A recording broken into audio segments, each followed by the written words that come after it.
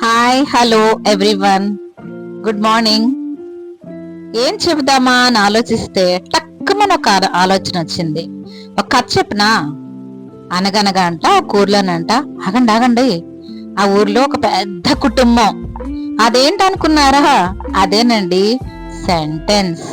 Sentence అంటే ఏంటి? Group of words. ఆ సెంటెన్స్ లో ఆ కుటుంబంలో ఒక పెద్దోడు ఉన్నాడండి. వాడి పేడే నౌను.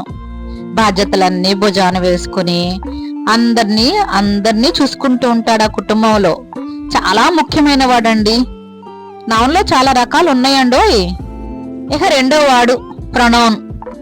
అన్న లేనప్పుడు అన్న పనులన్నీ చూసుకుంటూ ఇంటి బాధ్యతలు కూడా తీసుకుంటాడండి. వాడి పేరే ప్రొనౌన్. సో వాడికి కూడా కొన్ని పేర్లు ఉన్నాయండి. అన్నయ్య లేనప్పుడు బాధ్యతలు చేపట్టడం అంటే ఆషామాషి కాదన్నండోయ్. అందుకే నౌనుకు బదులుగా వాడబడేవాడు ప్రొనౌన్ అన్నమాట. ఇక మూడవ బిడ్డ వర్బ్. చాలా ముఖ్యమైన పాత్ర పోషిస్తుందండి కుటుంబంలో. హోమ్ మినిస్టర్ తో సమానం. ఆ పని ఈ పని లేదు, ఏ పనైనా చక్కబెట్టేస్తుంది. అందుకే ఈవిడ పేరు వర్కింగ్ వర్డ్ అంటారు. వర్బ్ అంటే ఏంటండి? Working word or action word. ఎప్పుడు ఇంటి పనులతో బిజీగా ఉంటారు మేడం గారు. పని చేసేది పని చేస్తుంది, తర్వాత కూడా పని చేస్తుందండి. తర్వాత కొడుకు యాడ్వర్బ్.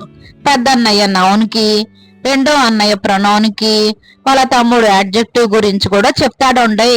తన గురించి తను కూడా కొంచెం ఎక్కువే చెప్పుకుంటాడులేండి. షీ కుక్స్ వెల్ అంటే తను వంట బాగా చేస్తుంది అని చెప్తుంది. తర్వాత వాడు మహా అందగాడండి. వాడే యాడ్జెక్టివ్. భలే ఉన్నాడు కదా. సెంటెన్స్ కి అందం తెచ్చేది డిస్క్రైబింగ్ వర్డ్, అదే అడ్జెక్టివ్. ఎప్పుడు పెద్దన్నయ్య నౌన్ గురించి, చిన్నన్నయ్య ప్రొనౌన్ గురించి చెప్తూ ఉంటాడండి. రాము ఈజ్ అ హ్యాండ్సమ్ బాయ్ అంటాం కదా. సో రాము ఎలాంటి వాడు? హ్యాండ్సమ్. వాళ్ళ పెద్దన్నయ్య ముందు ఉంటది ఏంటండి? ప్రెపోజిషన్. ఓకే, సో ఇదిగో వీడేనండి ప్రెపోజిషన్ అంటే. వస్తున్నాడు చూడండి వీడు. నౌన్కి ముందుగా వస్తాడు. The key is in the car. Key ఎక్కడుంది? ఇన్. తర్వాత అండి లేక ఒక కూతురు పుట్టిందండి.